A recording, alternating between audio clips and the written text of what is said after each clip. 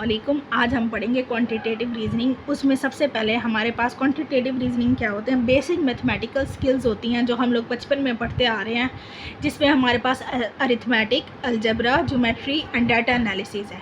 ये कोर्स हमने इस वजह से किया है कि हमें ताकि बेसिक्स ऑफ मैथमेटिक्स की पता हो, ताकि हम किसी भी तरह की वर्ल्ड प्रॉब्लम जो टेस्ट में आती हैं वो हम लोग सॉल्व कर सकें। तो आज हम अरिथमेटिक्स के बारे में पढ़ेंगे। अरिथमेटिक किसको कहते हैं? स्टडी ऑफ नंबर्स या counting of numbers by performing operations. जैसे कि हमने बचपन में जो ऑपरेशंस पढ़े हुए हैं, जैसे एडिशन हो गया, सब्ट्रैक्शन हो गया, multiplication, division, square root find करना, एचसीएफ निकालना, एलसीएम निकालना, इस तरह के जो चीज़ें हैं वो हम किस पे पढ़ते हैं? अरिथमेटिक्स के बाद अरिथमेटिक में पढ़ते हैं। अब हमने नंबर्स को स्टडी करना है इसमें अरिथमेटिक में, तो सबसे पहले हमें नंबर्स के बारे में पता होना चाहिए। नंबर्स कौन कौन से हैं? सबसे पहले हम पढ़ेंगे नेचुरल नंबर के बारे में। वो हमारे पास क्या है? जो 1 से स्टार्ट होते हैं, 1 2 3।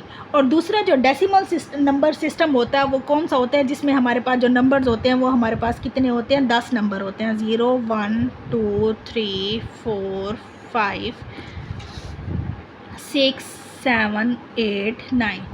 अब हम जितने भी नंबर्स के बारे में पढ़ेंगे वो इन्हीं 10 नंबर से मिलकर बनेंगे। इसको डेसिमल सिस्टम भी कहते हैं, जो इसमें 10 में हो गया।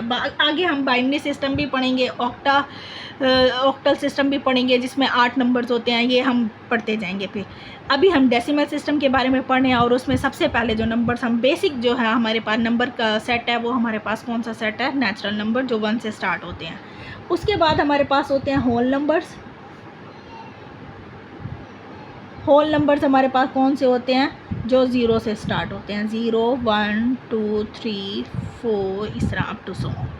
अच्छा, और दूसरा हम यहाँ कर सकते हैं कि डिफरेंस अगर हम इन दो सेट्स का देखें कि difference between whole numbers and natural numbers हमारे पास क्या आएगा कि अगर हम होल नंबर में से नेचुरल नंबर्स को निकाल दें तो हमारे पास सिर्फ 0 आ जाएगा, सिर्फ एक नंबर आएगा, क्योंकि इनके बाकी एलिमेंट्स हमारे पास सेम है। सिर्फ इनका जो डिफरेंस आ रहा है वो हमारे पास क्या आ रहा है? 0 आ रहा है।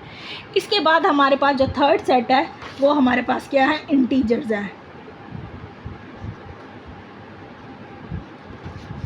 इंटीजर्स में हमारे पास कौन से नंबर होते हैं?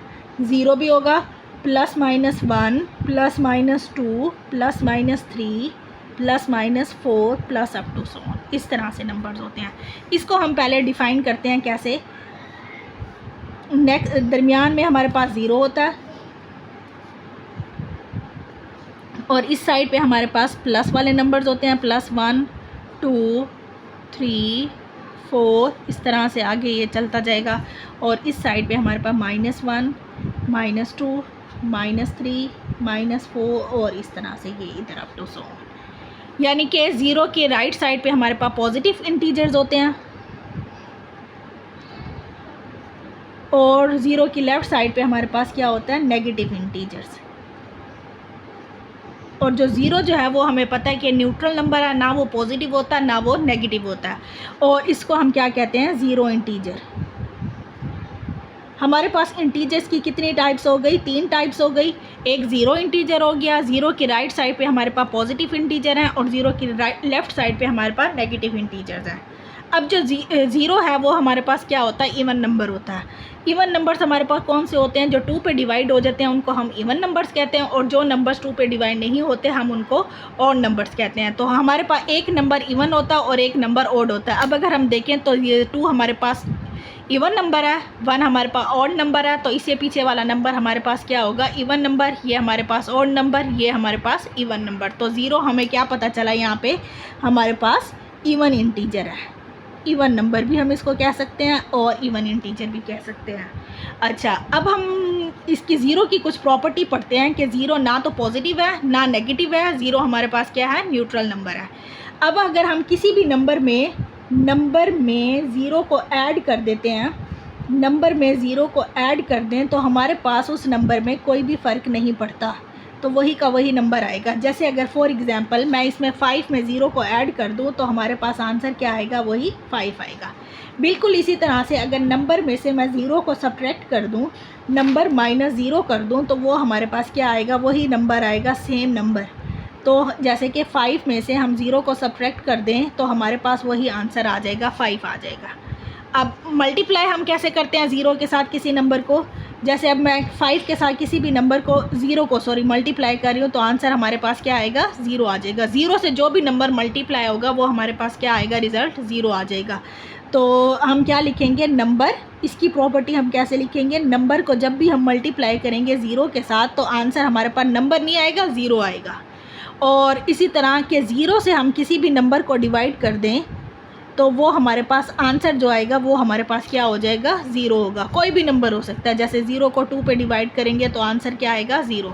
0 को 3 पे डिवाइड करेंगे तो आंसर क्या आएगा, 0। और इसी तरह से जब हम किसी नंबर को 0 पे डिवाइड करेंगे तो हमारे पास ये जो है मैथमेटिक्स में अनडिफाइंड टर्म है, यानी हमें नहीं पता कि इसका आंसर क्या आएगा। कि जब भी हम किसी नंबर को 0 पे डिवाइड करेंगे तो आंसर हमारे पास क्या आएगा, अनडिफाइंड। ये हमारे मैथमेटिक्स में अभी तक इसको अनडिफाइंड कहते हैं। तो 0 हमारे पास इवन इंटीजर है, किसी नंबर में ऐड या सब्ट्रैक्ट करें तो उस पर फ़र्क नहीं पड़ता, लेकिन अगर किसी नंबर से मल्टीप्लाई करें तो उस नंबर को 0 बना देता है। 0 से किसी नंबर को डिवाइड करें तो आंसर 0 आता है, और जब किसी नंबर को 0 से डिवाइड करें तो हमारे पास आंसर क्या आ जाता है, अनडिफाइंड आ जाता है।